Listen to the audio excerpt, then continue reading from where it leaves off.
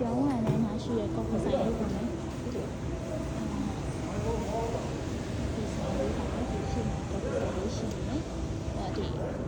decoration လေးကတော့မိုက်တယ်ကြဲကြဲဝန်းဝန်းလေးနဲ့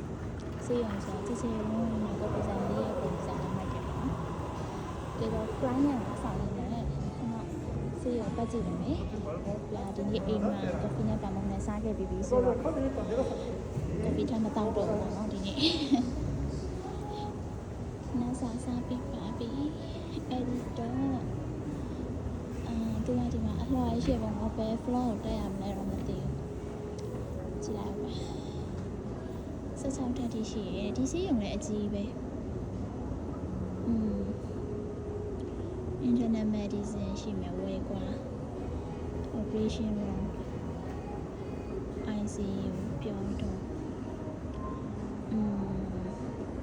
လာတော့ရမယ်စာလေးနဲ့ခဏတက်ကြည့်တော့ပေါ့ကြ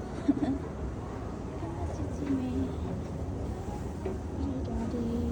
စေးရုံလေးရတယ်လည်းကြည်ကြဲဝန်းရှိရဒီကိုပထမဆုံးရောက်ပူတာပေါ့နော်ပထမဆုံးရောက်ပူတာဆိုတော့ဒီနေ့ကစကားပြန်လိုက်ပြီးရမှာကလူမအစ်စ်ပေါ့နော်သူကအလုံးမှာ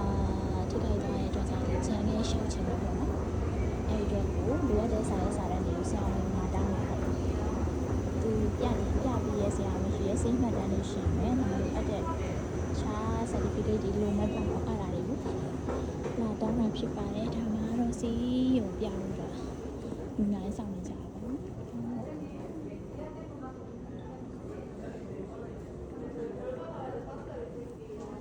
ပြင်ပဆိုင်ရာကုတဲ့ဌာနပေါ့နော်ပြီးရင်ဒီမှာကြတယ်ဆိုတော့ဒီမှာဆောင်နေကြကိုယ်လေးချစ်စရာလေး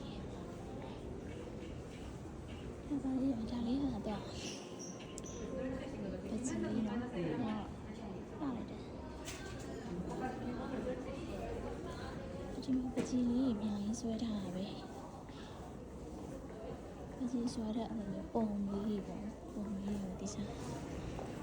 မထိတ်ကောင်းနဲ့ရကြစစ်စရနေကဲကျပါစီကိုပတ်ကြည့်နေပါတယ်ဒါကြတော့ဒီဘက်ကကြတော့စူပူမီဆန်The hand and reconstruction microsurgery centerသူကလက်နဲ့ပတ်သက်တဲ့ဟာတွေပဲเนาะဒီမှာထူးဆန်းတယ်ဒီမှာ dental clinic လည်းရှိရပါတော့ရှိပါသွားစေခိုင်းရှိတယ်အဲဒီမှာလက်ကလေးရောလက်ကလေးပဲ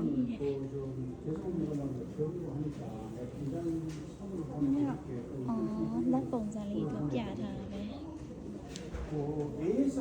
ရှိတော့မလို့ရောပဲသူတို့ရဲ့ specialist တွေပေါ့နော် professor တွေပါ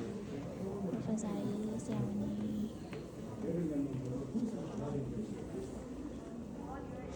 ချူရှိနေ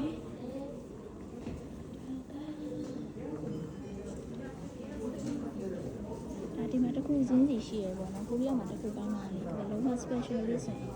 စေးရုံတိုင်းမဟုတ်ပေမဲ့စေးရုံကောင်းနေမှာဆိုရင်အဲ့လိုမျိုးပေါ့နော်မှာခါနာလားခြေထောက်နာလားပတ်တဲ့အဲ့ specialist တွေဒီပုံရှိရပေါ့နော်လက်ဆိုလည်းလည်းပတ်တာရိုးစစ်ဆိုရိုးဆက်မပတ်တာပုံရှိခါလေးပါချီးစများတင်ပါတယ်